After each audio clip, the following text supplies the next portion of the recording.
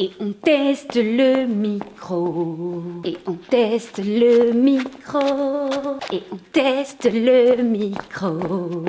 Salut les petits chats, c'est JujuFitCat. J'espère que vous allez bien. Aujourd'hui, je vous retrouve dans une toute nouvelle vidéo YouTube en direct du temple, mesdames et messieurs. On se retrouve en direct de la salle de sport. On va suer, on va transpirer. Ça veut dire la même chose, mais c'est pas grave. On se retrouve pour une séance spéciale fessiers. Entre nous les petits chats, qui ne portent pas une attention toute particulière à ces petites fesses? Attention les mecs, cette vidéo est tout aussi bien pour vous que pour nous les nanas. Parce qu'avoir un fessier en béton armé, ce n'est pas seulement quelque chose d'esthétique, c'est surtout quelque chose de vital. C'est ce qui permet de vous éviter d'avoir des douleurs au niveau des lombaires, au niveau des hanches, au niveau des genoux. Également, c'est ce qui va vous permettre dans vos sports respectifs d'améliorer toutes vos performances. Puisque le grand fessier étant le muscle le plus volumineux, mais surtout le plus puissant du corps, et bien plus il est musclé et plus il est capable de se contracter de façon rapide et puissante lors des déplacements. Et pour finir, le must, c'est quand même aussi que de développer ses muscles fessiers. C'est ce qui vous permettra d'avoir un big booty à la plage. Big booty, what you got a big booty. Big booty, what you got a big booty. Ok, j'arrête. En conclusion, les petits chats, que vous soyez un mec ou une nana, il faut bosser le cucu. Assez parlé les petits chats, rentrons dans le vif du sujet. Et avant d'attaquer cette vidéo, j'ai envie de faire un petit point scientifique avec vous. Vous le savez, dès que je vous fais des vidéos entraînement ou bien nutrition, j'aime bien aborder un petit peu la phase scientifique de la façon la plus simple possible pour que vous puissiez tous comprendre et surtout que vous ne quittiez pas ma vidéo au bout de 30 secondes parce que ça me ferait un peu chier quand même. Vos muscles fessiers sont constitués de 3 groupes musculaires. Le grand fessier, les moyens fessiers et également les petits fessiers. Le grand fessier, c'est le muscle le plus volumineux et le plus puissant du corps humain. Il est situé à l'arrière de votre bassin et c'est celui qui va donner la forme bombée à vos fesses. Les moyens fessiers, quant à eux, sont plus courts et plus épais que les grands fessiers. Ils se situent sur les côtés de votre bassin et ils forment les contours arrondis de vos fesses et également ils soulignent le haut de la fesse lorsqu'ils sont suffisamment musclés. Et pour finir, les petits fessiers, ce sont les plus petits et les plus profonds muscles de vos fessiers. Les muscles fessiers sont constitués de 2 types de fibres musculaires. Les fibres musculaires de type 1 et les fibres musculaires de type 2. Plus précisément en fait de 3 types de fibres musculaires puisque dans les fibres musculaires de type 2, on retrouve 2 catégories, les types 2A et les types 2B. Pour la petite aparté les petits chats, ce type de fibres musculaires existe dans tous les muscles de votre corps, mais comme dans cette vidéo on s'intéresse au cucu, on va rester sur le cucu. C'est super bizarre de dire ce mot, faut que j'arrête. Les fibres musculaires de type 1 sont dites à contraction lente. Ce sont celles qui sont sollicitées en priorité lorsque vous réalisez des séries longues parce qu'elles sont plus endurantes. En revanche, les fibres musculaires de type 2A et de type 2B sont dites à contraction rapide parce qu'elles sont sollicitées en priorité lors de mouvements d'explosivité et sur des séries plus courtes. Concrètement les petits chats, on pourrait faire une vidéo qui durerait 1000 ans pour expliquer le plus scientifiquement possible le pourquoi du comment vous devez faire tel ou tel exercice pour muscler vos fessiers parce que vos fessiers contiennent telle ou telle fibre musculaire en telle ou telle quantité et je pense que là j'ai déjà perdu la moitié de mes petits FitCat donc c'est vraiment pas le but. Là ce que je voudrais pour pouvoir suivre cette vidéo au mieux et surtout pour pouvoir être autonome au fur et à mesure de vos entraînements quand votre petite maman FitCat sera pas avec vous, c'est que vous reteniez 3 choses principales. La première chose à retenir et là c'est vraiment la plus importante, donc si vous avez besoin vous la notez quelque part, l'activité musculaire de vos muscles fessiers elle est à son apogée, c'est-à-dire qu'elle est maximale lorsque vous êtes dans un mouvement d'extension de hanche, c'est-à-dire lorsque vos muscles fessiers sont raccourcis. En revanche, cette activité musculaire, elle est fortement diminuée lorsque vous êtes en flexion de hanche, c'est-à-dire lorsque vos muscles au niveau des fessiers sont étirés. Ça c'était clair. Ça c'était clair, je kiffe quand je suis claire. Être gênante c'est ma passion dans la vie. Excusez-moi pour ce moment gênant. Enfin bon, la gênance avec moi, hein. La deuxième chose très importante, c'est que vos muscles fessiers contiennent les 2 types de fibres que je vous ai présentés précédemment de façon à peu près équilibrée. Dans les différents muscles qui composent votre corps, les fibres de type 1 et de type 2 ne sont pas présentes dans les mêmes proportions. Par exemple, dans certains muscles, les fibres de type 1 sont majoritaires et les fibres de type 2 minoritaires et dans d'autres muscles, c'est l'inverse. Il se trouve que dans les muscles fessiers, on a cette chance, entre guillemets, que dans la majorité des cas, ces 2 types de fibres musculaires soient présentes à peu près de façon équilibrée. ce qui signifie que lorsque vous faites un entraînement axé sur les fessiers, il ne va pas falloir uniquement travailler sur des courtes séries qu'avec du lourd. Trop souvent, on vous dit la charge, la charge, la charge, la charge. Oui, mais pas que. Bien évidemment que c'est important de faire des séries entre 5 et 10 répétitions avec une charge suffisamment importante parce que les muscles fessiers étant les plus puissants, ils sont capables d'être soumis à des charges importantes. C'est très important de travailler sur des séries plus longues avec des charges plus légères. Il y a différentes façons de travailler vos muscles fessiers et au cours d'une même séance, il va falloir mixer ces différentes façons de travailler. Et la troisième chose, les petits chats, qui je pense va en décevoir plus d'un, oui, la forme de vos fessiers est définie génétiquement. Rassurez-vous, ça ne veut pas dire qu'on ne peut rien faire, ça veut simplement dire que vous ne pouvez pas aller contre votre génétique, vous ne pouvez pas modifier la taille et l'emplacement de vos os du bassin ou de vos hanches, et c'est l'emplacement et la taille de vos os du bassin et de vos hanches qui définissent votre cambrure naturelle et la forme naturelle de vos fessiers. La génétique a un rôle important dans la forme de vos fessiers, c'est ce qui va donner la forme de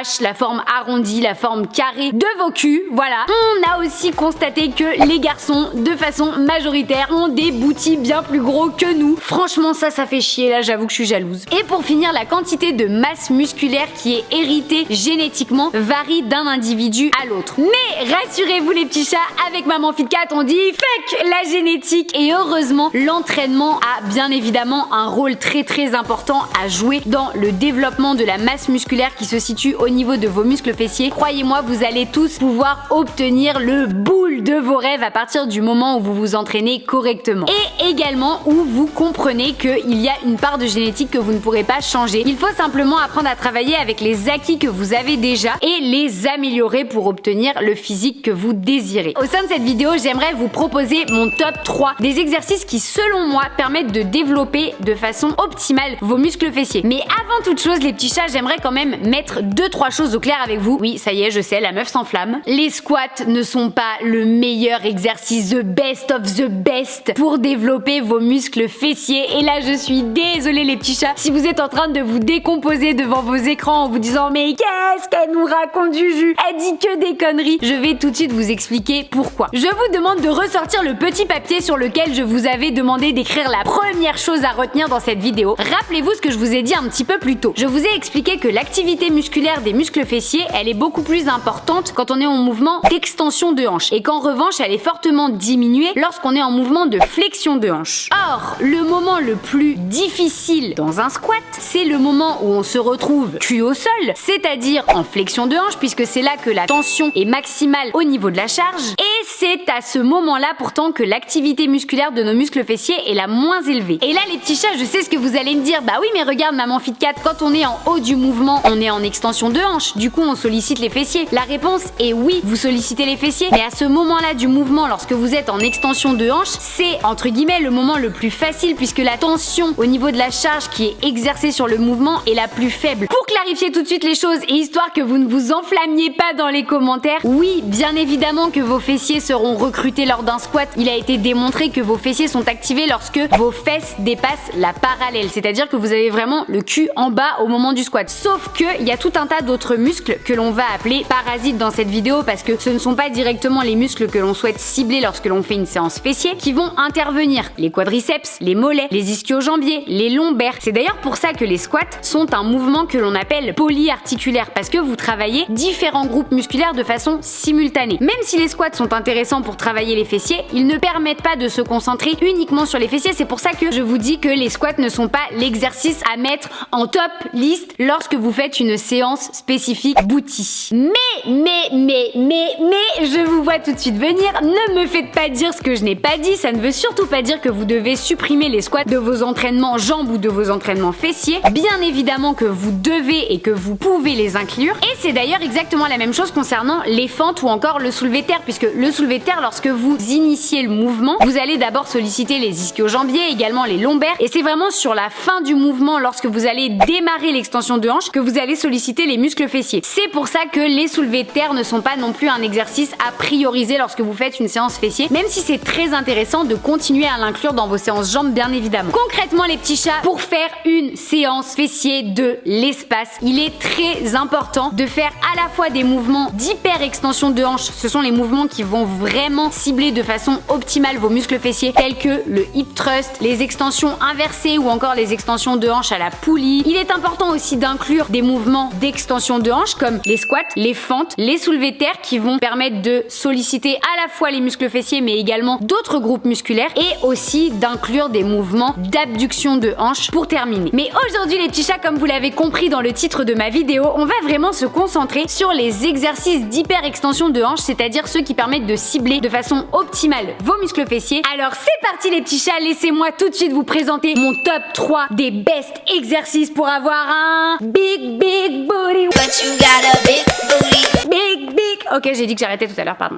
J'ai bien évidemment pris en compte que vous ne vous entraînez pas tous au même endroit, donc vous aurez des adaptations pour pouvoir à la fois réaliser ces exercices que vous soyez en salle de musculation, dans une box de CrossFit ou bien à la maison. Ok les petits chats, comme vous l'aurez deviné, je l'espère, le premier exercice qui selon moi est le must du must pour pouvoir développer des muscles fessiers puissants, c'est le hip thrust. Et bien évidemment, toutes ses variantes. La façon la plus classique de faire du hip thrust, c'est de le faire avec une barre libre sur laquelle vous allez mettre des poids. Vous placez un banc derrière vous, vous descendez vos fesses par terre, vous calez le milieu ou le bas de vos omoplates au niveau du banc, vous rapprochez la barre au niveau du creux de vos hanches. Normalement, vous êtes censé avoir un coussin ou un pull qui vous permettra de protéger les hanches parce que la barre, quand vous commencez à charger, ça peut être un peu douloureux. Là, en l'occurrence, pour moi, c'est pas très lourd, donc c'est pas très grave. Vous venez replier les jambes, vous placez vos pieds à peu près à la largeur de votre bassin. Le plus important pour ressentir correctement les fessiers, ça va être vraiment de pousser avec le talon. Pour ma part, ce que je préfère faire, c'est de décoller la pointe du pied au moment du mouvement et de vraiment rester uniquement sur les talons. C'est ce qui vous permettra de ressentir vraiment votre chaîne postérieure. Une fois que vous êtes installé, vous placez vos avant-bras sur le banc et là, vous venez lever la barre pour installer vos omoplates correctement. Et là, vous n'avez plus qu'à remonter vos hanches. Donc là, vous êtes vraiment en extension de hanches. Il faut essayer de forcer au maximum la rétroversion du bassin et venir contracter très fort les fessiers en haut du mouvement. Si vous suivez mon raisonnement, l'activité musculaire maximale de vos muscles fessiers, elle se trouve quand vos muscles sont raccourcis quand vous êtes en extension de hanche. Et il s'avère que le hip thrust, au moment où vous êtes en extension de hanche, c'est là que la tension au niveau de la charge, elle est maximale. C'est pour ça que c'est plus intéressant pour travailler les fessiers de bosser sur un hip thrust que sur un squat. Sur le mouvement, je garde le menton légèrement rentré au niveau de la position de ma tête et on garde bien un mouvement contrôlé. On ne relâche pas complètement la descente, on retient la descente parce que la descente, elle aussi, va permettre de travailler et de renforcer les muscles fessiers. Et l'avantage également avec le hip thrust, c'est que là où vous positionnez la barre, c'est au niveau du pubis. Ce qui fait que toute la charge se retrouve centrée au niveau du pubis. C'est vraiment les muscles fessiers et notamment le grand fessier qui vont vous permettre de repousser la charge au moment de l'extension, voire de l'hyper-extension de hanche. C'est pour ça que c'est vraiment l'exercice le plus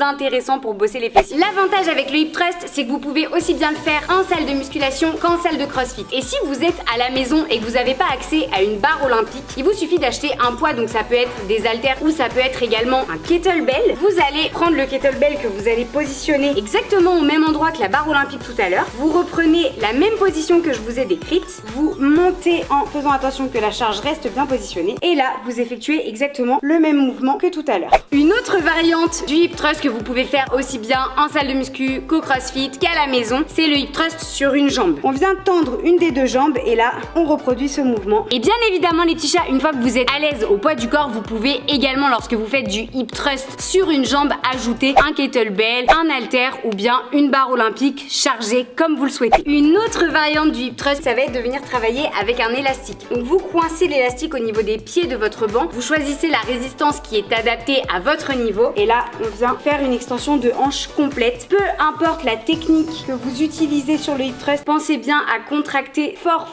les fessiers en haut du mouvement, c'est-à-dire au moment où la tension avec la charge est maximale, de façon à solliciter un maximum de fibres musculaires au niveau de vos grands fessiers. Comme vous l'avez vu les petits chats, avec le hip thrust, vous pouvez plus facilement utiliser une barre olympique ou des poids si vous êtes en salle de sport. Mais si vous êtes à la maison, il vous suffit tout simplement soit d'acheter des petits poids, soit de le faire avec un élastique que vous venez coincer avec des poids sur les côtés et il vous suffit d'appuyer vos omoplates sur le dossier de votre canapé ou d'un fauteuil. Deuxième exercice les petits chats, ça va être une machine que l'on appelle la reverse hyper, j'ai un accent anglais approximatif quoi. Reverse hyper, non tips? Bon bref, ok, reverse hyper, voilà, comme ça à la française on est tranquille. Cette machine les petits chats, elle n'existe pas dans toutes les salles de musculation, mais c'est une machine idéale parce qu'elle permet de pouvoir travailler les muscles fessiers sans mettre de compression verticale au niveau de votre colonne vertébrale. Vous installez votre buste, vous placez vos hanches à l'extérieur de l'appui buste, on va appeler ça comme ça. Vous attrapez les poignets et comme vous avez vu les petits chats, vous n'avez qu'à envoyer vos jambes vers le haut pour faire une extension de hanche et venir vraiment contracter les fessiers. Vous gardez les genoux légèrement fléchis et vous répétez le mouvement en maintenant une bonne contraction fessier à chaque fois que vous êtes en extension de hanche complète. Et là, vous allez me dire, ouais mais t'es gentil maman Fitcat, mais tu nous as dit juste avant que cette machine elle existe dans quasiment aucune salle de sport, comment on fait? Et bah vous avez qu'à tous venir vous inscrire dans la salle de Thibaut, voilà.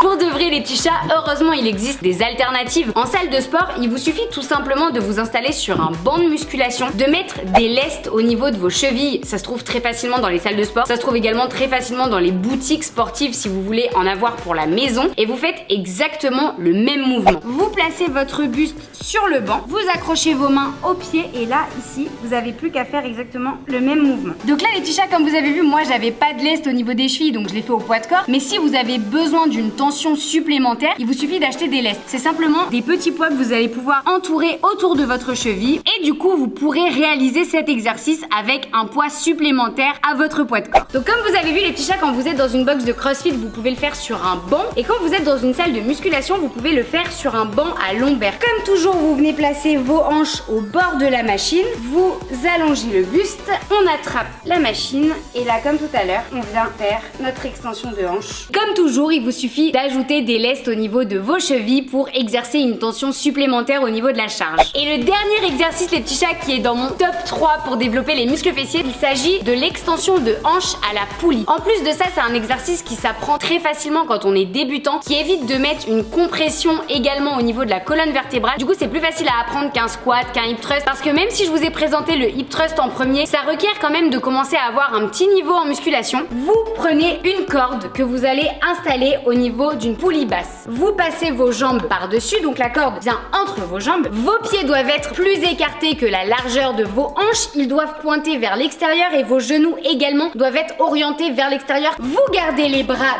bien tendus, surtout vous gardez le dos bien droit et ensuite vous allez tout simplement vous laisser partir vers l'arrière, bras tendus, jusqu'à ce que vos mains dépassent les genoux. Une fois dans cette position, vous allez envoyer les hanches de façon explosive vers l'avant en contractant très très fort les fessiers. Et bien évidemment, si vous êtes à la maison ou si vous êtes dans une salle de CrossFit, vous n'avez pas accès à une poulie basse. Comment vous allez pouvoir faire cet exercice? Et bien tout simplement avec des élastiques. Il vous suffit d'avoir un élastique et d'avoir un petit poids, donc ça peut être un haltère, ça peut être un kettlebell. Vous accrochez votre élastique à un poteau de préférence qui tient bien, parce que si vous avez un max de puissance dans vos fessiers, ça risque d'envoyer du lourd. Vous rentrez à l'intérieur de votre élastique, vous avancez pour pouvoir exercer une tension. Non mais d'ailleurs il est en train de me ramener l'élastique, au secours. Ressentir qu'il y a vraiment de la résistance. Encore une fois, la résistance de l'élastique, ça dépend vraiment de vous et de votre force, donc c'est propre à chacun. Vous prenez votre poids et là, vous décollez votre poids du sol et vous ramenez en extension de hanche. On contrôle la descente et explosif sur la remontée. On se concentre sur la contraction des fessiers. Vous allez prendre un kettlebell et en fait on va reproduire le mouvement d'extension de hanche à la poulie qu'on peut faire en salle de musculation, mais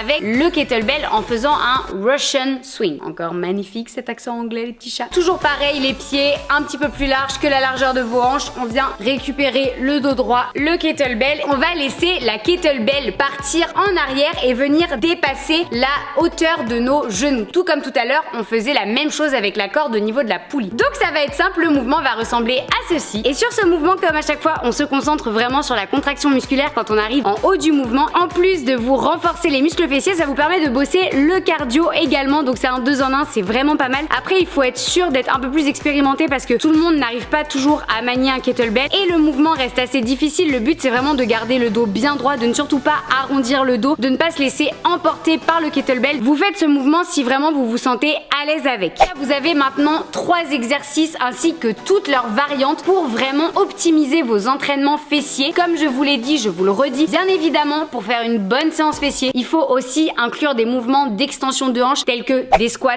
des front squats, des squats pistoles ou bien encore des fentes alternées, des fentes marchées. Vous pouvez également inclure des soulevés de terre, jambes tendues, à une jambe, tout un tas d'exercices qu'il est important d'inclure également, mais qui vont solliciter en plus de vos muscles fessiers d'autres groupes musculaires. C'est pour ça que je vous les ai pas présentés dans cette vidéo. Dites-moi tout de suite dans les commentaires si vous souhaitez que je vous présente d'autres types d'exercices qui vous permettront de solliciter les muscles fessiers, mais pas que. Et bien évidemment les petits chats, je vous rappelle aussi que ce n'est pas possible de prendre uniquement du galbe au niveau des fessiers, on prend aussi des cuisses. Et non, on ne peut pas cibler une perte de gras juste au niveau du cucu. Quand on perd partout. Voilà les petits chats, maintenant que vous savez comment entraîner de façon optimale vos muscles fessiers, c'est à vous d'organiser et de créer vos propres séances. Et là les petits chats, vous allez me dire, bon Juju, t'es mignonne de nous avoir donné tout un tas d'exercices, mais maintenant, qu'est-ce qu'on fait? Combien de reps? Combien de séries? Quelle charge on met? Si je ne vous ai pas donné toutes ces informations les petits chats, c'est parce qu'elles sont spécifiques à chacun. Et comme je vous l'ai dit au début de la vidéo, c'est aussi très important de varier la façon dont vous vous entraînez. Par exemple, pendant un mois, vous pouvez très bien décider de faire du hip thrust sur des séries plutôt courtes avec une charge suffisamment élevée pour vous.